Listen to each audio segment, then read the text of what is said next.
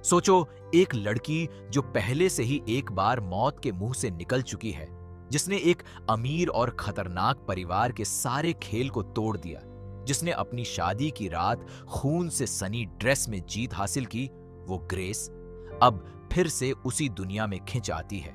लेकिन इस बार और भी बड़े शिकारी उसके पीछे हैं, और उसके साथ है उसकी बिछड़ी हुई बहन, जिसे वो 7 सालों से नहीं मिली। यही है रेडी और नॉट टू, हियर आई कम की कहानी। कहानी शुरू होती है वहीं से जहां पहली फिल्म खत्म हुई थी। ले डोमास परिवार का महल जल रहा है, पुलिस आ चुकी है और ग्रेस बाहर सीढ़ियों पर बैठी है, थकी हुई, टूटी हुई, हाथ में सिगरेट। वो एक पल के लिए राहत की सांस लेती है, लेकिन उसका शरीर और दिमाग साथ नहीं देते और वो बेहोश होकर गिर जाती है।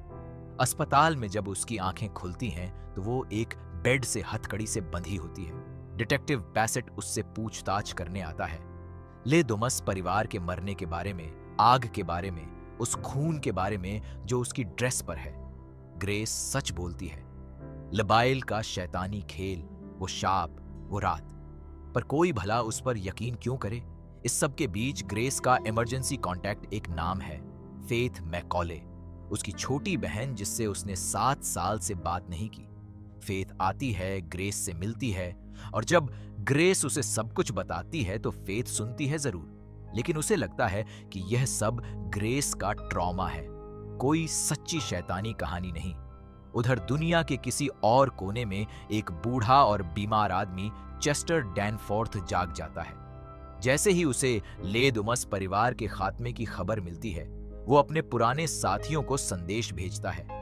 चेस्टर उस गुप्त शैतानी परिषद का हिस्सा है जिसे ले बेल काउंसिल कहते हैं, और ले डोमस परिवार उस परिषद का मुखिया था। अब जब ले डोमस खत्म हो गए तो उस हाई सीट यानी सबसे बड़ी सत्ता की कुर्सी खाली है। चेस्टर अपने परिवार के लिए वो कुर्सी चाहता है। वो बुलाता है इग्नासियो एल काइदो को, वान चेन शिंग को, माधु राजान और विराज राजान को और बिल विल्किंसन को।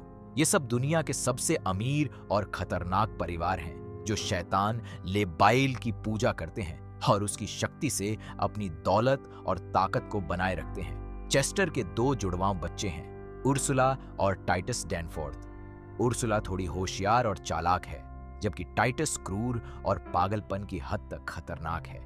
ये दोनों चाहते हैं कि हाई सीट उनके परिवार के पास रहे, लेकिन चेस्टर कहता है कि लेबाइल के नियम सबसे ऊपर हैं, और अगर ग्रेस ने ले डोमास के खेल को जीता है तो वो अब इस नए खेल में शामिल होगी।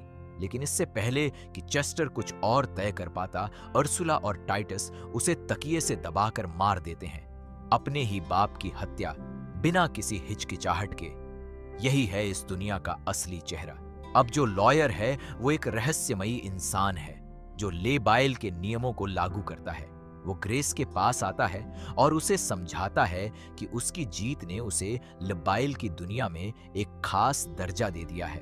अगर वो भोर तक जीवित रह सकती है और परिषद की अंगूठी हासिल कर लेती है तो वो हाई सीट की मालकिन बन सकती है, यानी इस पूरी दुनिया की सबसे बड़ी शक्ति उसके हाथ में आ जाएगी। ग्रेस मना करती है, उसे इस सब से कोई लेना देना नहीं चाहिए। लेकिन तब लॉयर बताता है कि फेथ को भी इस खेल में खींच लिया गया है। फेथ अब सुरक्षित नहीं है।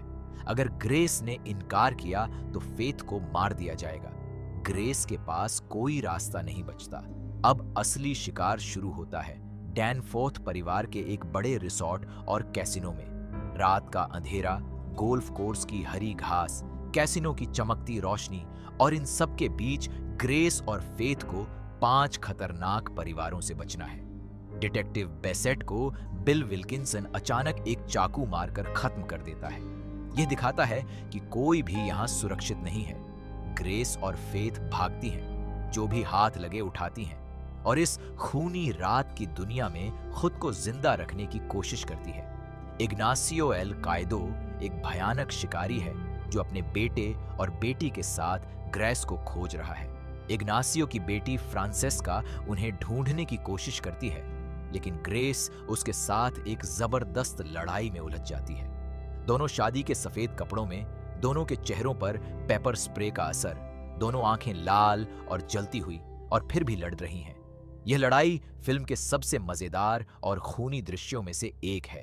ग्रेस आखिरकार फ्रांचेस्का को मार देती है। वान चेन शिंग एक होशियार और ठंडे दिमाग वाली खिलाड़ी है। वो ग्रेस को एक रास्ता बताती है। ग्रेस अगर चेन शिंग के परिवार के किसी लड़के से शादी कर ले तो हाई सीट चेन शिंग के परिवार को मिल जाए और ग्रेस को खेल से मुक्ति मिल जाए। लेकिन ग्रेस इस सौदे को भी ठुकरा देती है। वो किसी शैतानी समझौते का हिस्सा नहीं बनना चाहती। ग्रेस चेन शिंग की तलवार छीनकर इग्नासियो का काम तमाम कर देती है और चेन शिंग की ताकत कमजोर हो जाती है। माधु राजान और उनका परिवार भी इस खेल में हैं। मधु खुद को कमजोर स्थिति में पाता है और वो अपनी शक्ति मार्टिना राजन को सौंप देता है, जो कॉन्ट्रैक्ट साइन कर लेती है। यह खेल हर कोण से ग्रेस के खिलाफ है, लेकिन ग्रेस और फेथ हार नहीं मानती। वो एक इंडस्ट्रियल वॉशिंग मशीन का इस्तेमाल करके एक शिकारी को बड़े भयानक तरीके से खत्म कर देती है। यह दृश्य देखने वालों को अंदर तक हिला देता है। अब बचते हैं अर्सुला और टीटस। उर्सुला थोड़ी अलग है। वो ग्रेस को चेतावनी देती है कि टाइटस एक मनोरोगी है, एक खतरनाक इंसान जो सत्ता मिलने पर सबको बर्बाद कर देगा। अर्सुला ग्रेस को एक प्रस्ताव देती है, दोनों मिलकर टाइटस को कंट्रोल करें। लेकिन टाइटस ने यह बात सुन ली थी और लिबाइल के नियमों में एक बात लिखी है, दूसरे परिवार के लोगों को नहीं मार सकते, लेकिन अपने परिवार के लोगों पर यह नियम लागू नहीं होता। टाइटस अपनी ही बहन उर्सुला को मार देता है, ठंडे खून से, बिना किसी पछतावे के। अब ग्रेस के सामने एक ही रास्ता बचता है। टाइटस फेथ को पकड़ लेता है और ग्रेस को कोने में धकेल देता है। ग्रेस एक चौंकाने वाला फैसला करती है। वो टाइटस से शादी करने का प्रस्ताव रखती है। टाइटस को लगता है कि ग्रेस हार गई है, कि वो उसकी शर्तें मान रही है। टाइटस खुशी से राजी हो जाता है। लॉयर एक भूमिगत वेदी पर यह शादी करवाता है, हजारों शैतानी पूजा करने वालों की भीड़ के सामने। ग्रेस और टाइटस के बीच खून से लिखे पारिवारिक समझौते साइन होते हैं, अंगूठी का आदान प्रदान होता है और टाइटस ग्रेस को किस करता है। लेकिन ग्रेस ने एक बात समझ ली थी, अब वो डैनफोर्थ परिवार की सदस्य बन गई है और लिबाइल का वही नियम, अपने परिवार के लोगों को मारने पर कोई रोक नहीं। ग्रेस एक फाउंटेन पेन निकालती है और टाइटस को उसी के शब्द वापस करते हुए उस पर वार कर देती है। फेथ पास खड़ी थी। वो टाइटस को धक्का देती है और वो उस गोल खुले गड्ढे में गिर जाता है जहां पहले बलिदान किए गए शवों का ढेर है। टाइटस खत्म। ग्रेस के हाथ में अब हाई सीट की अंगूठी है। लॉयर उसके पास आता है। ग्रेस पूछती है, क्या अब मैं जो चाहूं कर सकती हूं? लॉयर हां कहता है। ग्रेस उस अंगूठी को उस गड्ढे में फेंक देती है। बाकी बचे हुए सारे परिषद के सदस्य उस अंगूठी को पाने के लिए एक दूसरे को मारने लगते हैं। भोर होने तक किसी के पास भी वो अंगूठी नहीं है। लिबाइल का सबसे बड़ा नियम टूट जाता है और जवाब में लिबाइल खुद हरकत में आता है। सारे बचे हुए पंथ के सदस्य एक एक करके आग में बदल जाते हैं, विस्फोट होते हैं और वो पूरी दुनिया जो शैतान की ताकत पर टिकी थी, वो एक रात में राख हो जाती है। मिस्टर लेबेल खुद ग्रेस और फेथ के सामने आता है। वो दोनों को देखता है और एक अजीब सी स्वीकृति में सिर हिलाता है, जैसे उसे पता था यही होगा, जैसे उसे यही चाहिए था। लॉयर भी एक रहस्यमयी मुस्कान के साथ उन्हें आजाद कर देता है। ग्रेस और फेथ सूरज की रोशनी में बाहर निकलती है, जीवित, आजाद और एक दूसरे के साथ। ग्रेस एक बकरी को अपने साथ ले जाती है जो उस रात की रस्मों का अनजाने में हिस्सा बन गई थी, जैसे उस रात की एक मजेदार जिद्दी निशानी। दोनों बहनें एक दूसरे की तरफ देखती हैं। 7 साल की दूरी, 7 साल की चुप्पी और एक रात का यह खूनी सफर जिसने उन्हें फिर से जोड़ दिया। वो तय करती हैं कि आगे से मिलकर चलेंगी। लिबाइल की दुनिया खत्म हो गई।